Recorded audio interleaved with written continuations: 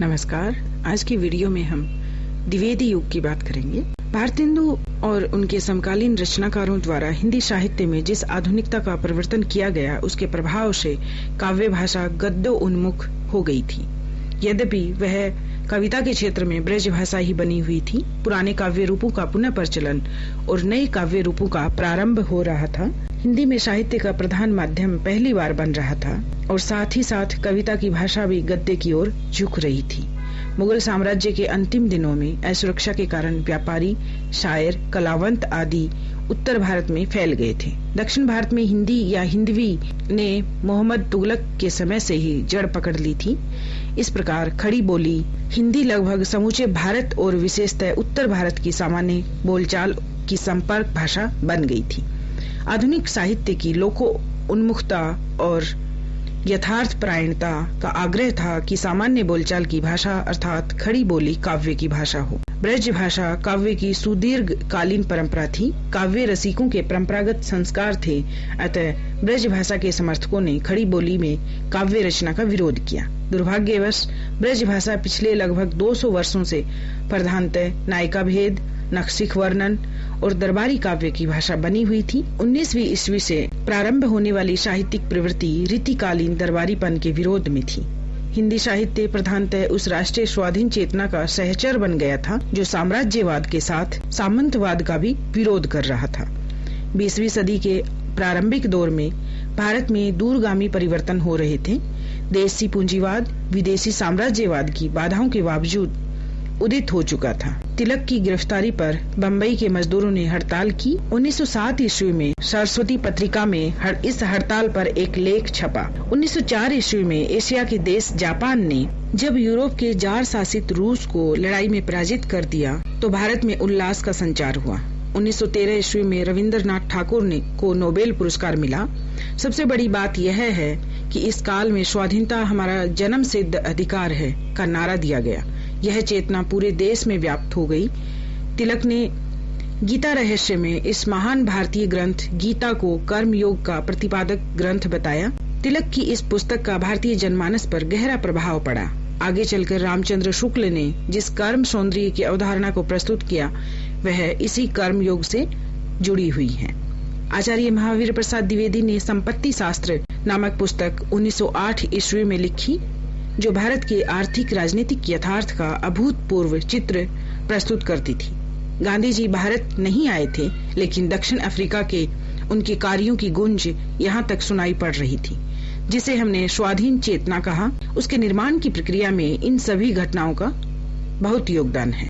आधुनिक हिंदी साहित्य को समझने के लिए इस स्वाधीन चेतना को समझना बहुत जरूरी है। वस्तुतः इसी शब्द के सहारे हम इस काल की सामाजिक चेतना और सांस्कृतिक चेतना को समझ सकते हैं। स्वाधीन चेतना का आधार ज्ञान है। भारतेंदु युग से हिंदी साहित्य की ज्ञान साधना का नया दौर आरंभ हुआ। साहित्य में ज्ञानाश्रित बोध और विवेक के बूते पर प्राचीन साहित्य का पुनः परीक्षण आरंभ हुआ। प्राचीन साहित्य की प्रशंसा ही नहीं बल्कि उसकी आलोचना भी आरंभ हुई। समकालीन साहित्य को बोध या विवेक निर्देशित करने लगा। यह निर्देशन भाषा के क्षेत्र में बहुत खुलकर सामने आया। इस कालखंड में नई जानकारी का संचय, भाषा की व्यवस्था और रीतिवाद का विरोध साहित्यिक सक्रियता के प्रमुख क्षेत्र हैं। इस कालखंड को आचार्य महावीर प्रसाद द्विवेदी के नाम पर द्विवेदी युग नाम से जाना जाता है। वे साहित्य को ज्ञान राशि का संचित कोश मानते थे। वे भाषा और साहित्य के व्यवस्थापक थे। उन्होंने सरस्वती पत्रिका को इस व्यवस्थापन का माध्यम बनाया। भारतेंदु युग में गद्य लेखन जोर शोर से शुरू हो गया, लेकिन खड़ी बोली हिंदी गद्य का स्वरूप स्पष्ट नहीं हुआ था। उसमें बोलियों के प्रयोग अरबी, फारसी, अंग्रेजी, संस्कृत आदि शब्दों का प्रयोग धड़ल्ले से हो रहा था। इससे हिंदी गद्य की रूप हानि होती थी। आचार्य महावीर प्रसाद द्विवेदी ने विभक्तियों, विराम चिन्हों के प्रयोग और समानार्थक अनेक रूपों के व्यवहार से उत्पन्न अस्पष्टता को दूर करने का प्रयास किया। रामचंद्र शुक्ल के शब्दों में सरस्वती के संपादक के रूप में उन्होंने आई हुई पुस्तकों के भीतर व्याकरण और भाषा की अशुद्धियां दिखाकर लेखकों को बहुत कुछ सावधान कर दिया। यद्यपि कुछ हठी और अनाड़ी लेखक अपनी भूलों और गलतियों का समर्थन तरह तरह की बातें बनाकर करते रहे, पर अधिकतर लेखकों ने इसका लाभ उठाया और लिखते समय व्याकरण आदि का पूरा ध्यान रखने लगे। गद्य की भाषा पर द्विवेदी जी के शुभ प्रभाव का स्मरण जब तक भाषा के लिए शुद्धता आवश्यक मानी जाएगी तब तक बना रहेगा।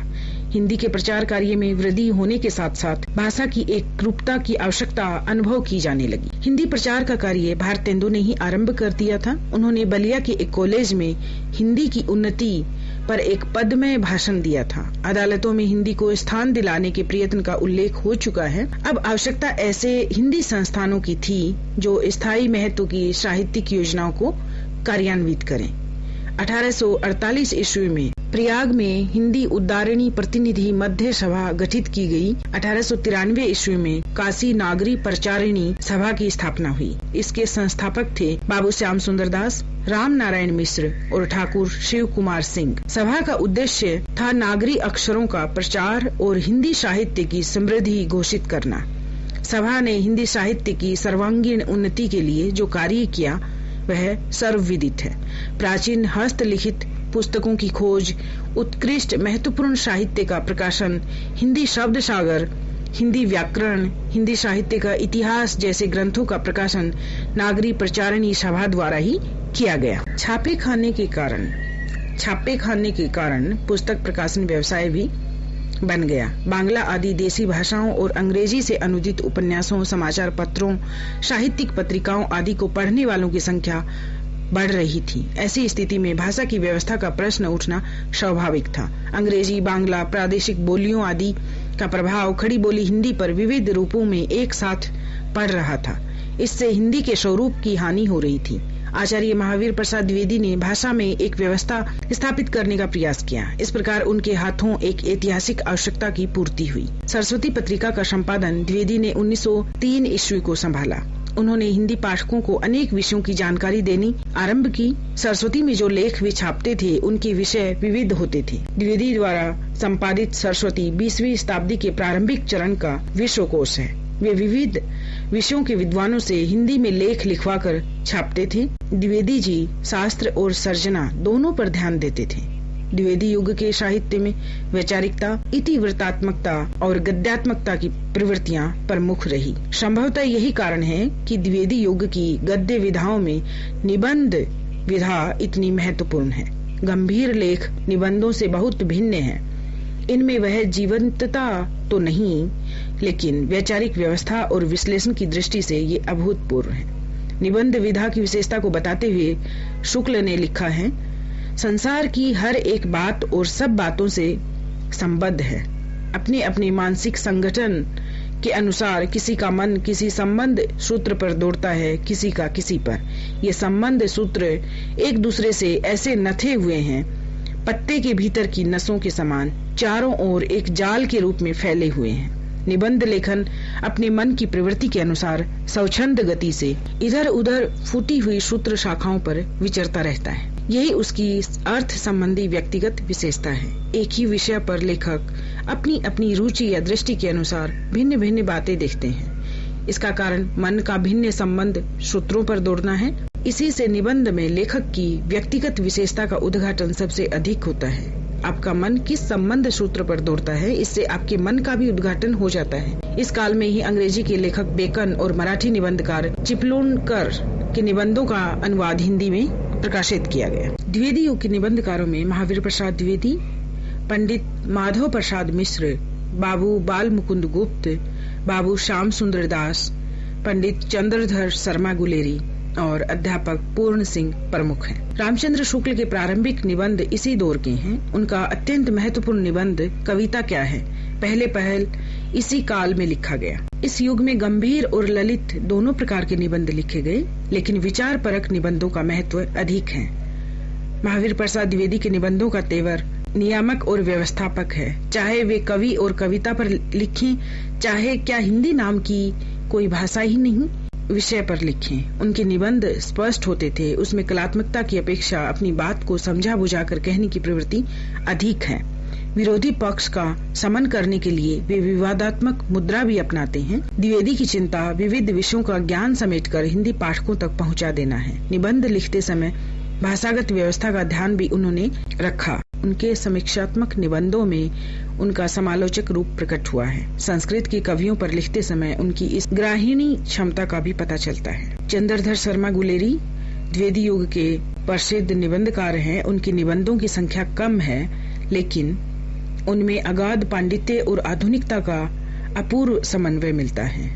गुलेरी जी अतीत और वर्तमान के सूक्ष्मदर्शी विद्वान रचनाकार थे। वे साहित्य और अन्य सांस्कृतिक चेष्टाओं की गतिशीलता पहचानते थे, इसलिए उनका दृष्टिकोण समाजशास्त्रीय है। प्राचीन साहित्य का अधिकारी विद्वान होने के कारण उनके निबंधों में प्रसंग गर्भत्व के आधार पर विनोद व्यंग्य का रंग है। उनकी भाषा हिंदी गद्य का प्रतिमान है। उनके भाषा शास्त्रीय निबंध भी रोचक और अत्यंत पठनीय है। कछुआ धर्म और मोरेसी मोही कुठाव उनके प्रसिद्ध निबंध हैं। अध्यापक पूर्ण सिंह ने आचरण की सभ्यता, मजदूरी और प्रेम, सच्ची वीरता जैसे निबंध लिखे।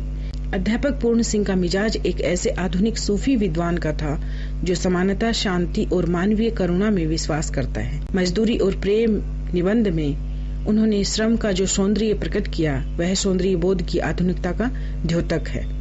बाबू श्याम सुंदर दास के निबंध विश्वविद्यालय के पाठ्यक्रम को ध्यान में रखकर लिखे गए थे, जो उस समय की एक बहुत बड़ी आवश्यकता की पूर्ति करते थे। बाबू बाल मुकुंद गुप्त के निबंध द्विवेदी युगीन निबंधों में अपनी व्यंग्य विनोदपूर्ण शैली और चोहलबाजी के कारण विशिष्ट हैं। द्विवेदी युगीन लेखकों में भारतेंदु युगीन लेखकों की शैली के सबसे निकट इन्हीं के निबंध मिलते हैं। ये राजनीतिक विषयों या घटनाओं, कभी कभी किसी मेले, व्यापार या किसी विषय पर निबंध लिखते थे। शिव शंभू के नाम से इन्होंने शिव शंभू का चिट्ठा लिखा, जिसमें ब्रिटिश साम्राज्य की नीतियों या अपनी समझ से अनुचित व्यवहारों की आलोचना की। निबंध द्विवेदी युग की सर्वाधिक महत्वपूर्ण गद्य विधा है। उस युग की जिज्ञासा और वैचारिकता महावीर प्रसाद द्विवेदी और गुलेरी के निबंधों में रूपाई थोपाई है। द्विवेदी युग के निबंधों का पूर्ण उन्नत रूप हम शुक्ल के निबंधों में पाते हैं। उनके प्रारंभिक निबंध द्विवेदी युग में ही लिखे गए हैं। आज की वीडियो में हमने द्विवेदी युग की परिस्थितियों और निबंध विधा के बारे में जाना। अगले वीडियो में द्विवेदी युग की अन्य विधाओं, जिसमें कहानी, उपन्यास, नाटक आदि पर दृष्टि डालेंगे। इसलिए आप इस सीरीज के साथ बने रहिए। चैनल को सब्सक्राइब जरूर करें। वीडियो पसंद आए तो उसे लाइक और कमेंट करके बताएं। धन्यवाद।